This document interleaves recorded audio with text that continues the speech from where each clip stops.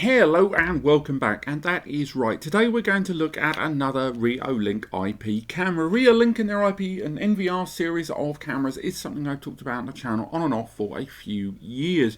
I think it would be fair to say on the channel, if I did have a preferred camera brand at this time, it probably would be them. Not only because I've looked at a lot of their hardware, but they're kind of, for me, in terms of that mid-range bracket, when you've got the Axis and these high-end companies there at the top doing crazy enterprise stuff, and then the really horrible budget stuff at the bottom that feels like it will break if you breathe on it, in the middle of that pack, there are still hundreds, if not thousands of different brands, and for all of those, Reolink are the ones that have bubbled to the top for me, because a lot of the innovation that goes into their hardware, one of which we're going to talk about today, the Argus 3 Pro, but generally as a brand, they've not really sat on their laurels, and you can constantly see them reinvesting a lot of the money they're making from their products back into future products. Their refresh cycle is probably higher than most people's, and although their cameras are still, I would argue, in the value budget tier for the most part, what you do get is a very, very good camera. Now, going back to that word, kind of innovation and development,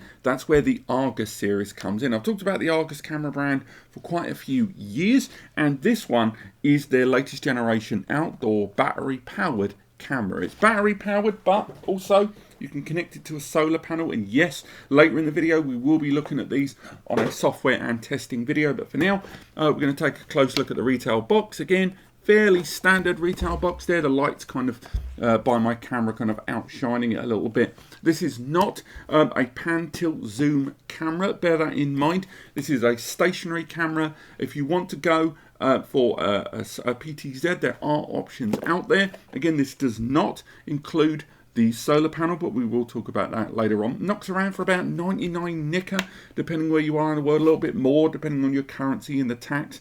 The battery inside is a 6,000 milliamp, so to put it into perspective, this is my Google 6 Pro, and that is inside a 5,000 milliamp battery inside there, so it's larger than a modern mobile phone, but that battery will last an exceedingly long time. But you are going to need either a USB power source or that solar panel to connect to it. The solar panel's about 30 nicker, but if you get some of the bundles that Reolink are put out there, and they're always putting that stuff on offer, it's normally about 15-20 quid as a bundle. But that's enough of that. Let's have a little look at the design itself. Have a little look inside. I almost find this threatening, by the way. It says, be prepared for Reolink. And then once again, be prepared for Reolink. And I get what they're going for, that kind of, you know, anticipation side of things, but I find it weirdly threatening, you know, be prepared. Inside we've got our kind of information box there. Inside this we have details presumably on first time setup, warranty information. So inside there's our operation manual there. Inside, my lights are being an absolute nightmare today. There's the operation manual. Then you've got the EU declaration, WEE, waste, that sort of thing. Then you have the weird stickers that I will never ever use, but still a lot of people would like to have stickers outside of their home or business that just declare that this is kind of there. Then you've got the wall guidance sticker for when putting it up on the walls, and lots of UK warranty information there about the 2 years of warranty that it includes. So inside, everything's quite nicely put together there inside the box. Inside we have got a wall bracket there to mount the device for the very first time. We have a USB Type-C to A cable, not Type-C, it is a micro, I should say, USB inside there. It's a 1.8 meter cable. Screws and raw plugs for attaching the camera on your wall, because it is an outdoor camera predominantly. And we've got the actual camera itself, this nice little pod unit there. Let's remove that plastic. A little base station there. The weight on this is pretty impressive. It only knocks around, I think, for about 300 grams. It's a very light camera to wall mount there. And then inside, you also got a weird strap that I don't understand the point of. Hopefully someone in the comments can tell me. And then you've got the bracket for the wall mounting that it goes on. Again, not a PTZ camera. The actual aperture and the angle you're going to have to do manually, and it does have digital zoom inside that we'll talk about during the hardware specifications in just a moment. That's all you get inside, nothing under the plastic. out of shot. All fairly sedentary stuff, I would have to be said. Again, depending on how you want to mount this camera, it's whether you want to use the base. Again, very high duty, very quite strong designed wall bracket there, which is going to be quite handy for some people out there that want to make sure this is pretty sturdy in the wind and stuff. And there we have the camera itself. Let's get the thumbnail sorted. Thank you very much for your patience there. And let's talk a little bit about this. So this is a 2K camera, so HD and 2K, not a 4K out there. It's a 4 megapixel lens instead, that CMOS. Inside that goes up to 15 frames per second at the 4 megapixel 2K, but that can be adjusted. Recording is HEVC or H.265, so it's a lot more efficient there, although of course it will need a little bit more horsepower inside to do that. That zoom that I mentioned is a 16 times digital zoom there mounted on the front. It's a lovely design around the whole thing. It feels very slick. In terms of weatherproofing, it's IP65, so not IP66 like the Duo that we talked about before. That means it's protected from standard water ingress, dust ingress, but not high water. So floods, downpour, that sort of thing. But again, you're going to have to be pretty unlucky. Unless this falls into water, you should be absolutely fine with atypical rain and weather. There's also audio in and out on this, so again you can get recorded patterns of sound coming into the camera quite easily, but of course you can output audio as well, and there's a microphone built into the front there to help you with that. Now, based on the front there's two kinds of sensor there inside. We've got the LEDs there at the top, and these two LED lights produce a 230 lumen light on click of the application there, and that equates to 10 meters of night vision. Also, Reolink have got color night vision as well that I've talked about in other videos. Hopefully I'll be able to show you that in the software testing later on.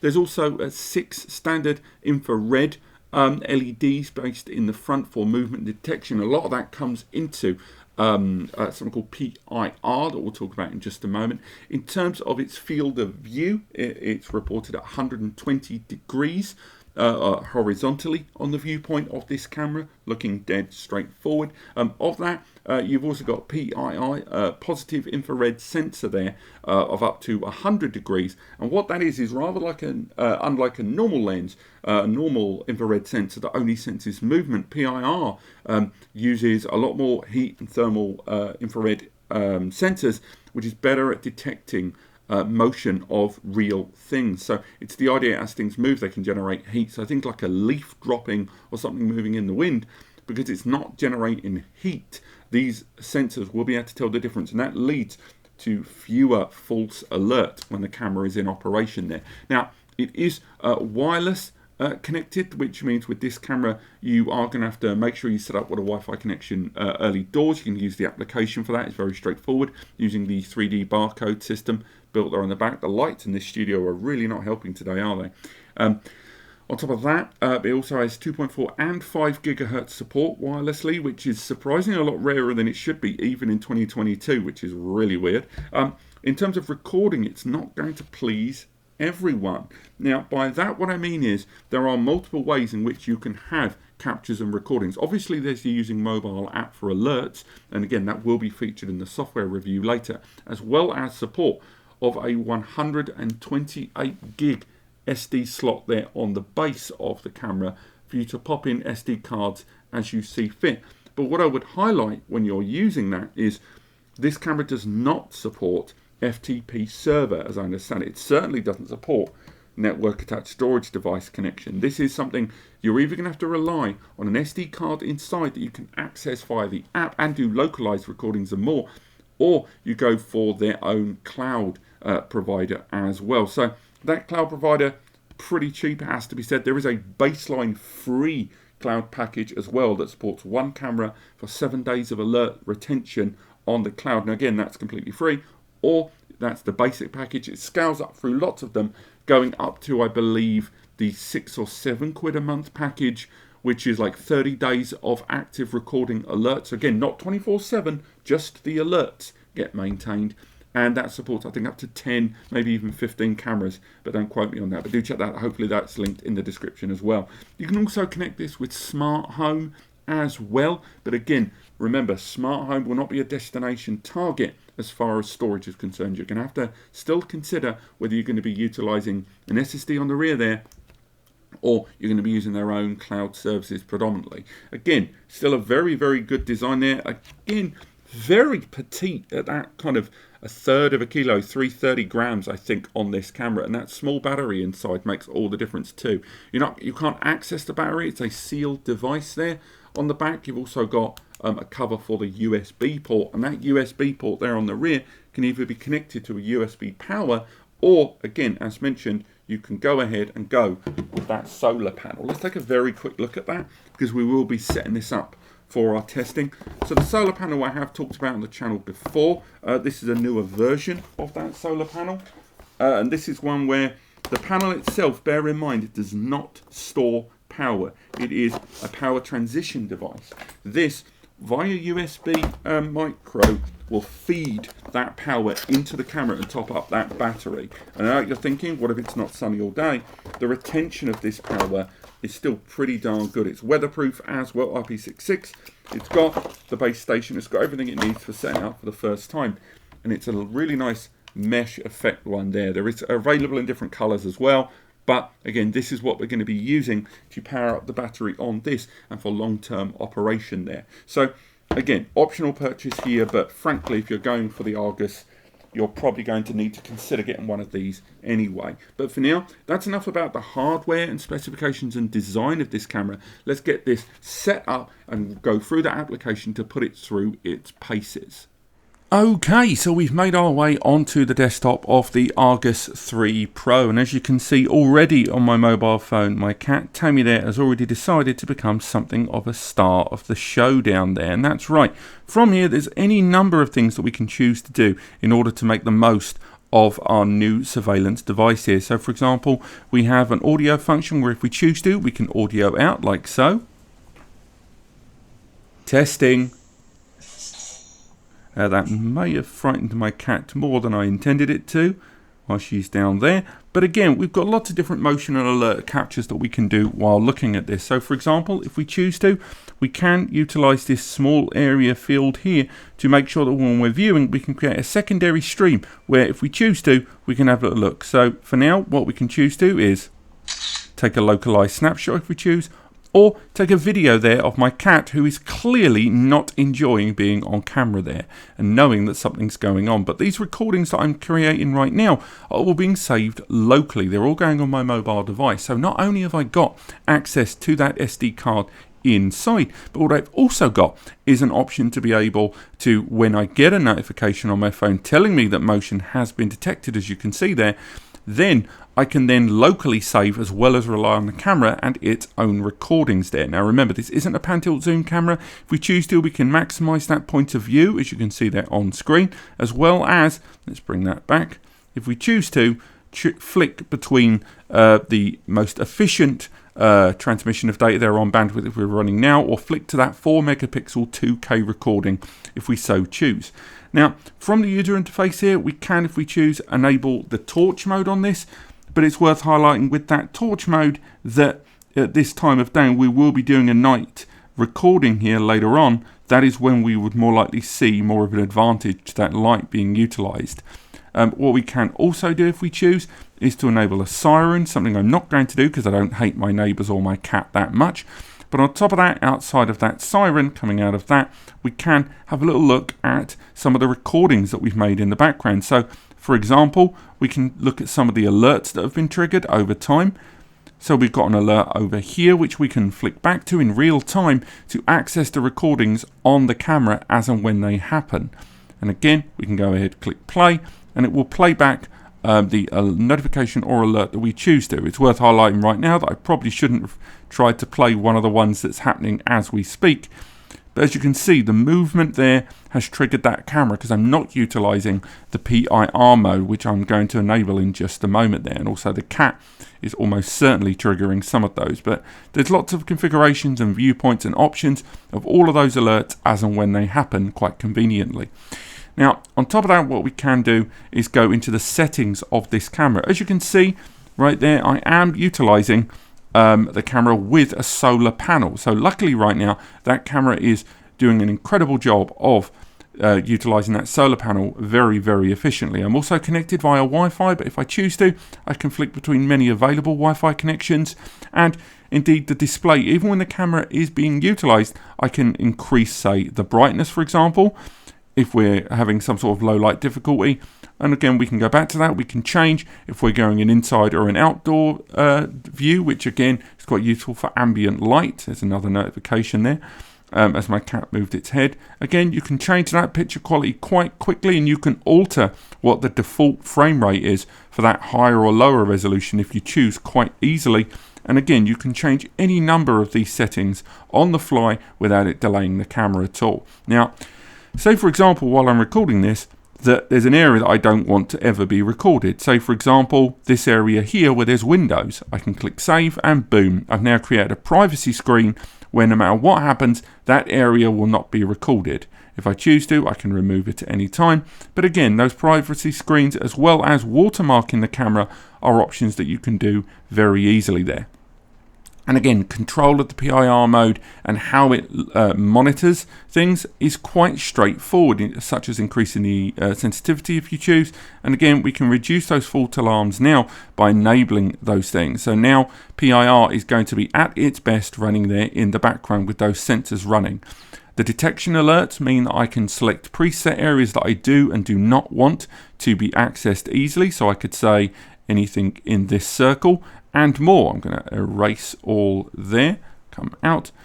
So again, lots of configuration options, and if it is an outdoor camera on a street, you may have noticed there that you've also got the option of adding vehicles as well as others where you can break it down into other areas where you do and do not want notifications to be triggered.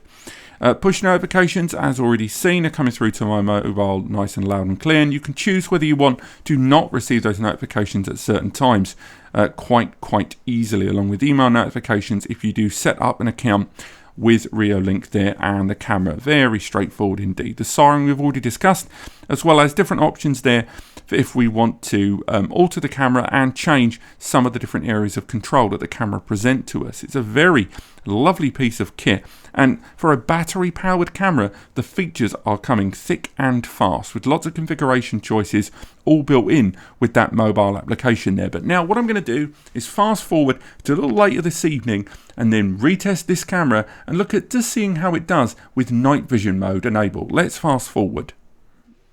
Okay, so fast forwarding to now, we can take a good look at the night vision on this camera. Now, depending on Greenwich Mean Time to British Summer Time, I would say it's 9:30 here, but as you can see, 10:30 is displayed there on the camera. And again, what we can do is take a little look at the zoom functionality there if we choose. And we've got the utilization of this camera right now. And if we look just over here, unfortunately, there is a big old bush in the way. But if I move my hand over here, hopefully you'll be able to see it there at some point. There we are, there's my hand. I'm in that building there, just connected to the screen. But what's really interesting about this camera, or despite the obvious night vision mode there, and of course we could have flicked to the higher resolution, is taking advantage of two things. One, the onboard light, and two, color night vision. So if we turn on the light that this camera has on board, you can see that it's lit up the whole area. Now on top of that, we can flick between standard black and white mode if we choose, such as the normal night vision, or that fantastic color mode. And that color mode allows you, even at night time, to be able to make out a lot more of the area that's under the field of view. Very useful, very interesting, and definitely recommended there. Let's disable that light and flick back to our regular auto mode. Again, we don't have those elements of pan, tilt, zoom that the Argus PT has. What we do have there is that onboard light. What we do have, of course, is the ability to sequence through all of those recordings that we've been making over time there, utilizing the onboard services. And again, we can flick through, and right there we can see different recording patterns and other things that have been recorded during our setup. Flicking all the way along, we'll go for the latest recording there. Go for that one, flick along. There's lots of stuff we can do with the camera at all times. And again, don't forget, we've got the ability to go through that talk option there. We've still got the option to take localized recordings if we choose. And of course, flick between playback and live feed. What's really intriguing is when we go for the immersive mode. And in immersive mode, it will have all of those feeds on screen. So if you have multiple camera feeds working at once, they're all displayed there for us.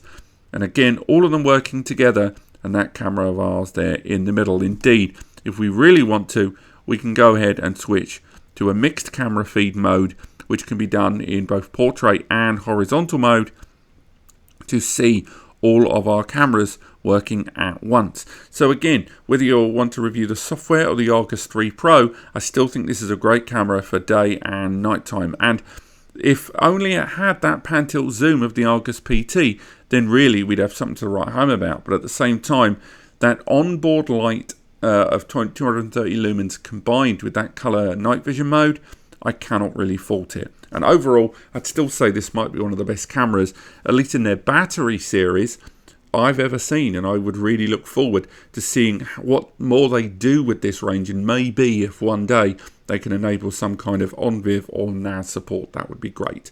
But otherwise, thank you so much for watching. Hope you've enjoyed this. Click like if you have, and subscribe to learn more.